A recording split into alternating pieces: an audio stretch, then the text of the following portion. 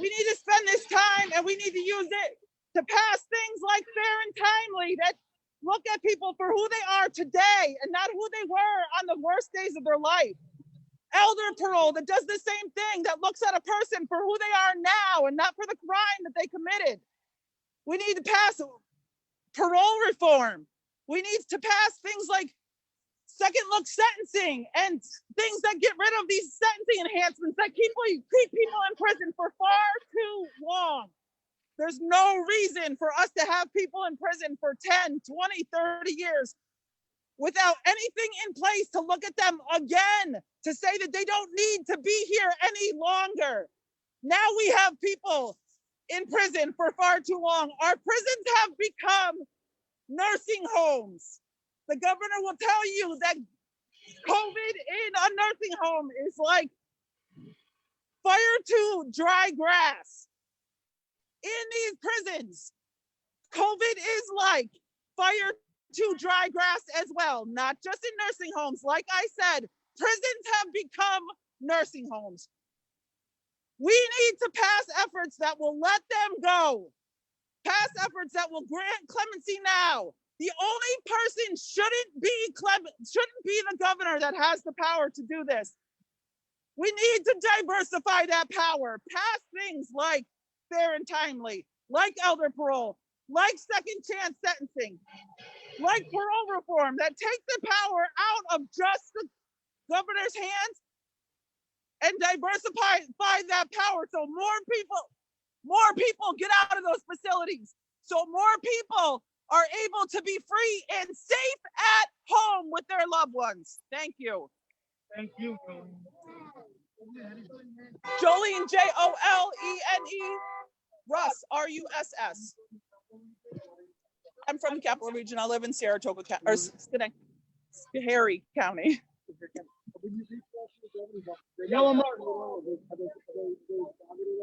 Thank you so much, Jolene, for that powerful speech.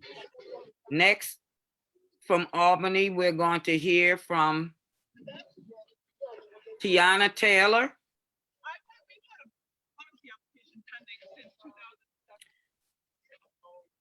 I see that Katie's posted that we're on Facebook Live.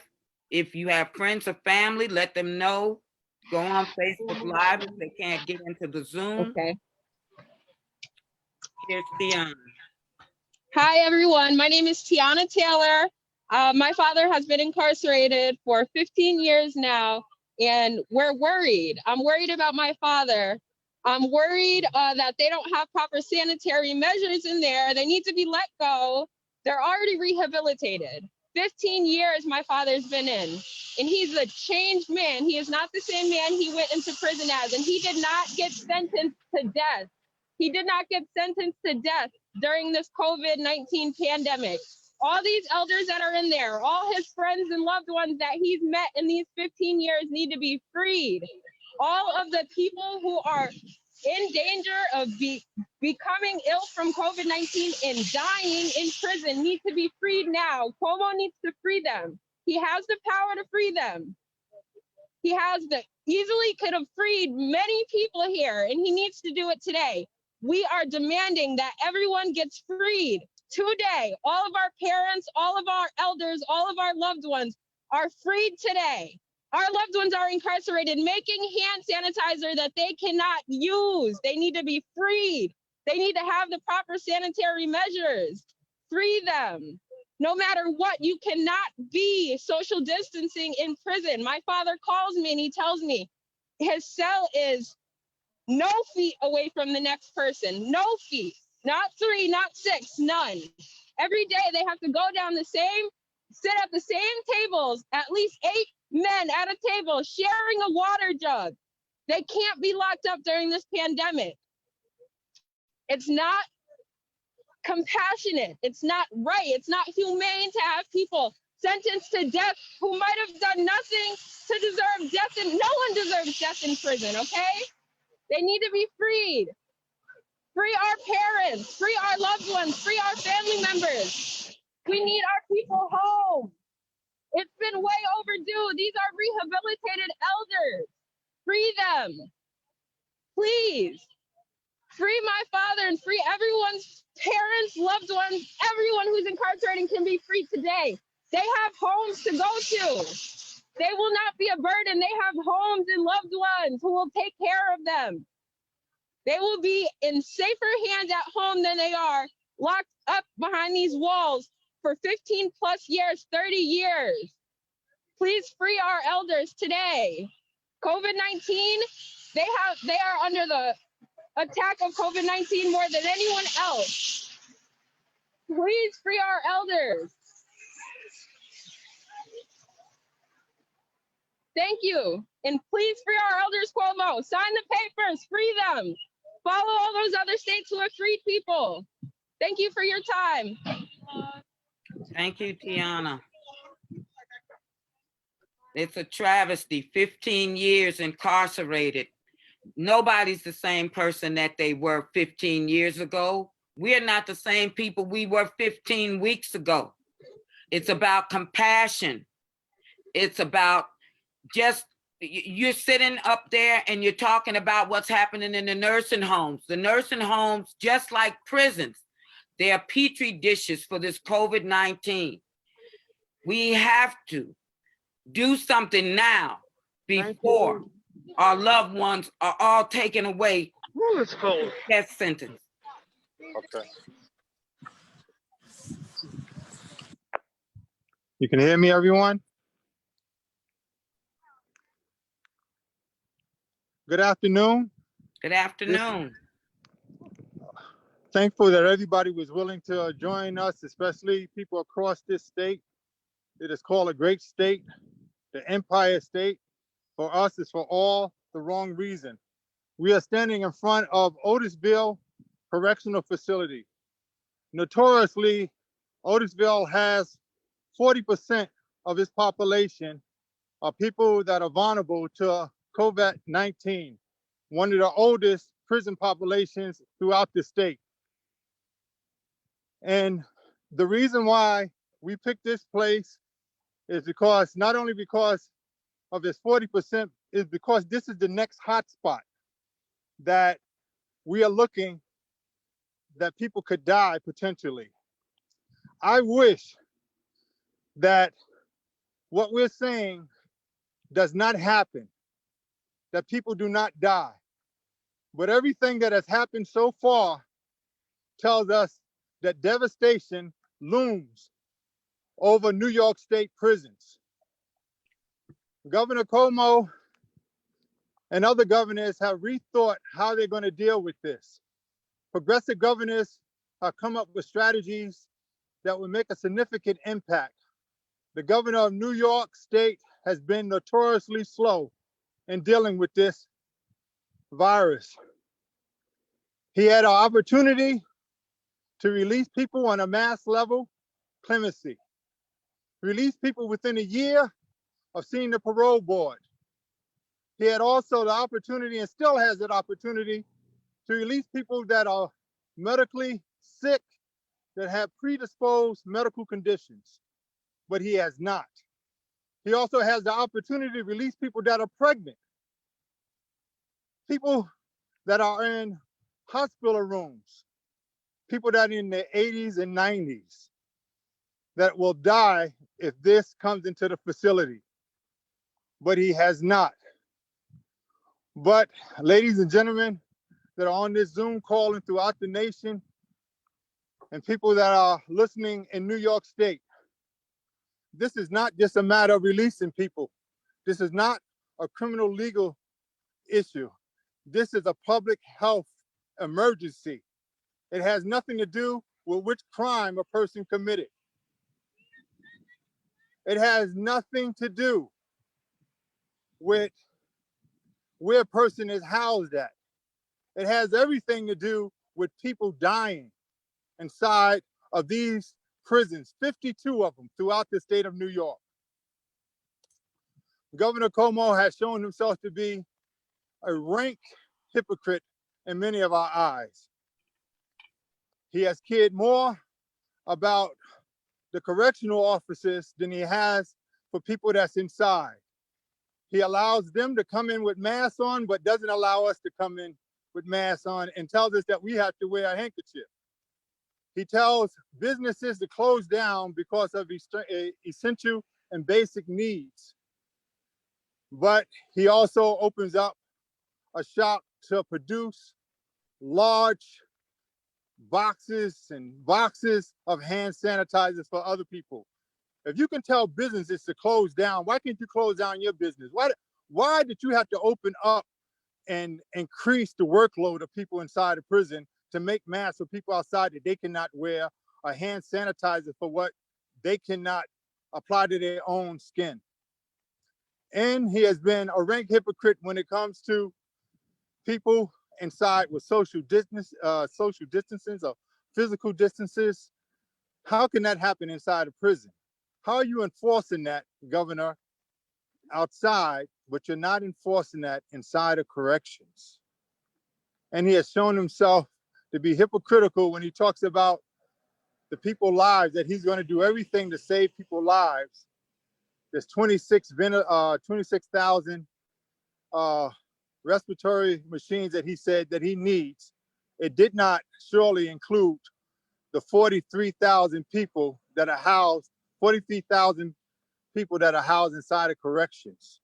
Surely he does not have them in mind when he asks the governor and when he asks the president for those machines. He's on his way, we're told today, to the White House. We want to tell the governor before he goes there that he needs to clean up his own backyard before he goes to the White House. He needs to stop trying to point out the sins of Trump, President Trump, when he has not cleaned up his own backyard. Stop being a hypocrite. Care for people, regardless what they're in prison for. Thank you. Thank you so much. That was Anthony Dixon from the Parole Preparation Project, our sister organization located at 168 Canal Street. They are instrumental in helping people to get their parole board ready. Barbara, Sarah, two first names. We'll be hearing from someone else joining Anthony. All right, I'm going to now introduce Barbara Sarah, who will come in her own way. Thank you. Yeah. Hi, I'm Barbara Sarah, and I'm a senior. And I'm here for the seniors who are in this facility. I'm here for the seniors who are in this facility in Otisville. The seniors here live 50 men in a dormitory. They are sick. I have a friend in there who is sick, and some of the men in his room are sick. And today is a very special day. It happens to be Holocaust Memorial Day, where we are honoring the millions of people who died in death camps in the Second World War. And now we're going to have prisoners in our New York prisons, which are becoming death camps as well. And this is unacceptable. And there are men in this prison who have been here for 30 years, who have fulfilled their sentences. The recidivism rate for seniors getting out of prison is less than 1%. Let these people have a life. They are getting sick inside here in Otisville. This is a death camp in New York, and this is shameful. And I'm a senior, and there are many seniors here today in Otisville protesting what's going on here with our friends and our families in there with no protection, with no support from anybody except those of us who are their friends, their families, the people here with me who are concerned about what's happening in this state. But particularly, I'm here because of the seniors. I'm a senior myself. I have a friend inside who's a senior who's been here for 30 years. Time to get out, time to have a life, time to get back to your family, time to have a life. So I just am hoping that you will write to the governor and tell him to get going and get these people out of here before they die. And now I'm going to give you to somebody else. Thank you for noticing what's happening here, and let's get going with this. Thank you so much, Barbara, for that. Yes, I'm a senior as well, and it's a sin and a shame to have people our age dying behind bars, and what was a prison is becoming a death camp. Mark Shervington from RAP, Release Aging People in Prison, please take over. Thank you, Donna. Can you hear me? Okay, great. Thank you. Good afternoon, everyone. I am here with our friends, and colleagues, and allies at the Otisville Correctional Facility, where I myself was formerly held hostage for a little over 29 years. I was released from here in August of 2015. I can only imagine what what anxiety and frustration and fear the people inside, some of whom are still there from when I was there, people that I left behind, what these incarcerated people are going through in the midst of this pandemic. There were several other infectious outbreaks during my odyssey at this particular prison. There was SARS, MRSA, hepatitis, TB, and very little was done or offered by the prison system to defend not only the people incarcerated, but the staff as well. And each one of those episodes was really scary, being incarcerated, because we had no way to defend ourselves. And in this case, the very thing that is necessary to survive, the very act of breathing, can be lethal because this is a respiratory virus. In this particular prison, social distancing is impossible, as it is throughout the system. You are constantly this place consists of dormitories, and you are constantly surrounded by lights, noise, and people. There's no way to socially distance in here.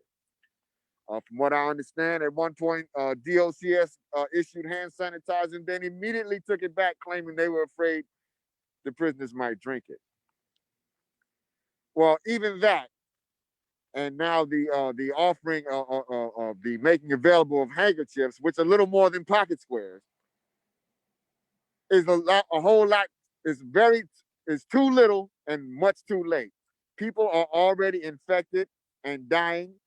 That began with Juan Mascaro, who passed away at Sing Sing.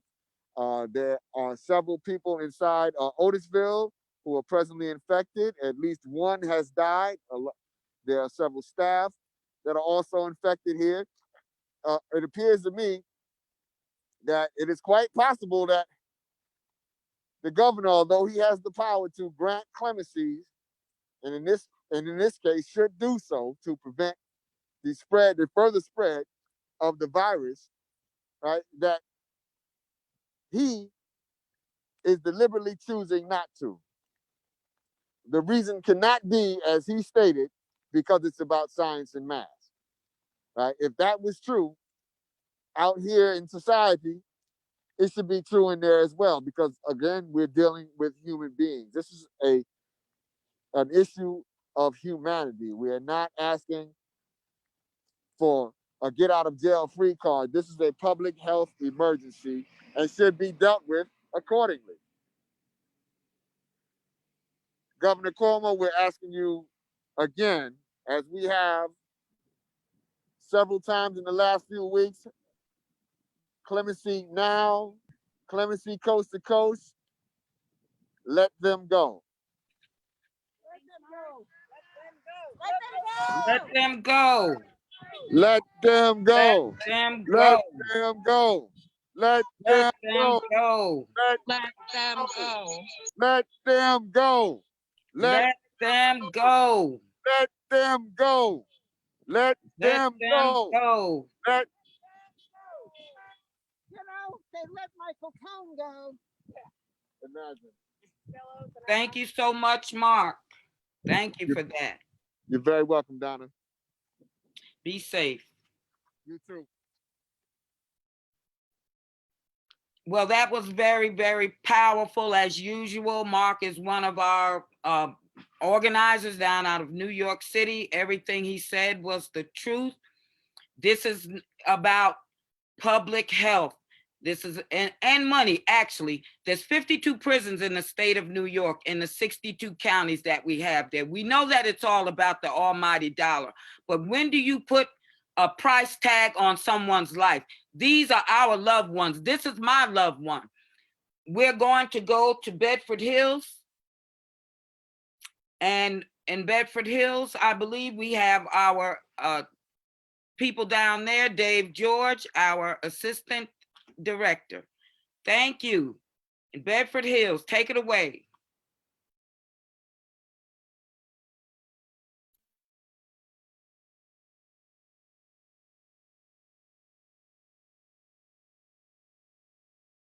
Bedford Hills, you're still muted. Unmute yourself.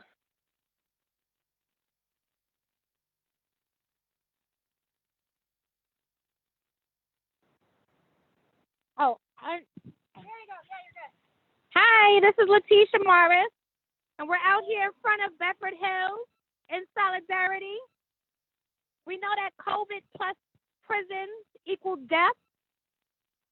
5 is too many. Not one more. Out of 52 prisons in New York State, COVID is running rampant. Social distancing inside is impossible. They're not being given access to hand sanitizer that's being made inside of the prison by our loved ones. When does this end? Cuomo, shame on you. Shame on you, Cuomo.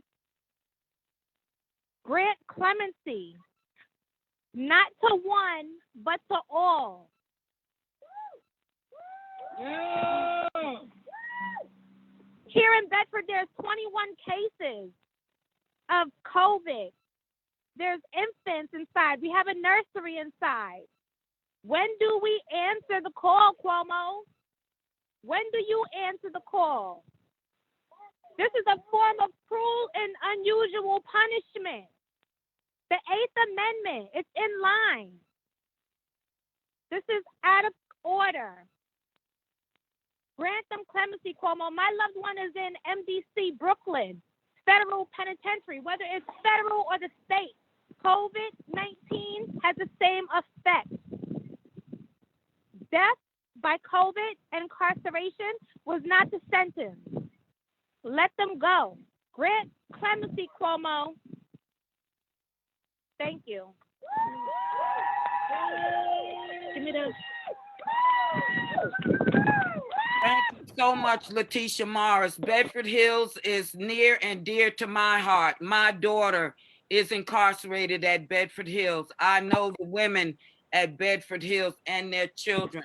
I can't impress upon you enough how imperative it is that we save their lives. My daughter didn't sign up for a death sentence. Her sentence was 15 to life. Send her back home. Send her back home. There's 5 generations of us here waiting for my daughter.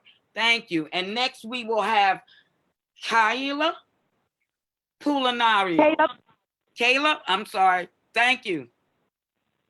Hi, everyone. My name is Kayla. I'm here in front of Bedford Hills Correctional Facility asking Governor Cuomo to release our elders.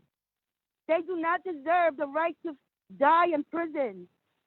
They do not deserve to die in prison because of something that's this pandemic that's happening. They're not being protected.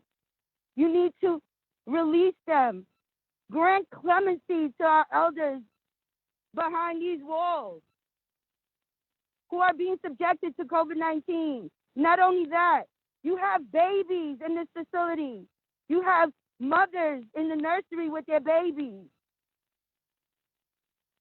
Being exposed to this COVID-19, I need you to really, really, really exercise your authority and release our elders from prison. They need to come home. They don't deserve to die in prison. They need to come home. Yeah, Kayla! Thank you so much, Kayla. Yes, we have people on the Zoom call with loved ones who are expecting, who are pregnant. Please, Governor Cuomo, let them go. Let them go. Hi, I'm Alan Roscoff from the Jim Al's Liberal Democratic Club. And as it says here, Cuomo, Governor Cuomo, needs a heart. Governor Cuomo is ignored what's going on in our prisons.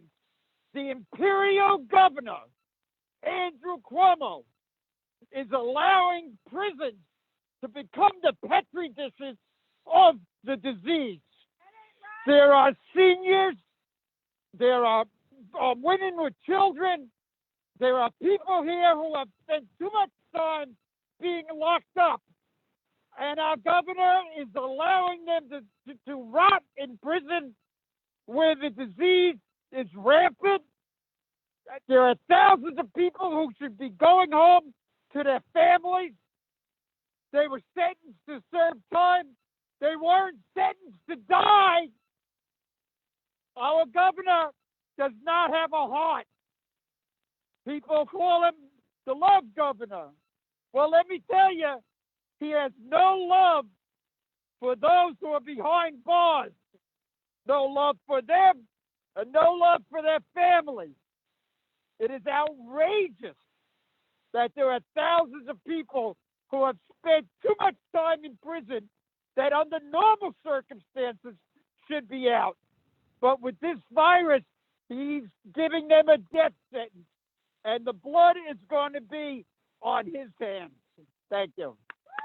Thank you so much, Alan Roscoff from the Jim Al's Democratic Party. Let them go. They are not dangerous. They are not criminals. These people have done their time. Everyone is worthy of redemption. If you have been incarcerated for 30, 40 years or more, you are not going to come out and commit a crime. There are people who are incarcerated, 85, 87 years old that have dementia, don't know who they are, why they're there.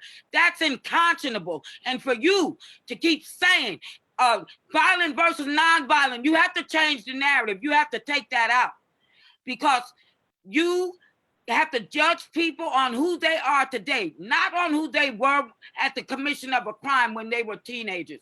I'm going to get off this soapbox now. Hopefully Dave George has a word that he would like to give everyone, but the fight is not over. Don't think that it's going to end. We need legislation to come back, get these bills passed because this has gone on far too long.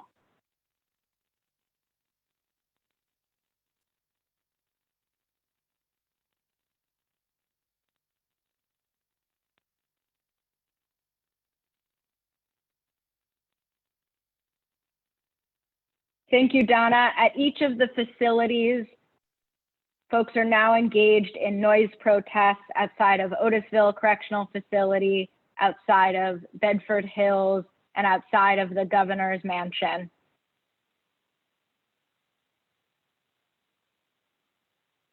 Thank you all for joining. And Donna, I think we're gonna wrap up. Is that right? Yes, 1:45. We are wrapping up 3 minutes early. Thank you, everyone, for coming out, showing up. Rap Campaign, Halt, Vocal New York, Citizens Action, everyone that joined. The struggle is real. Don't let our loved ones die behind bars. Thank you. Be safe.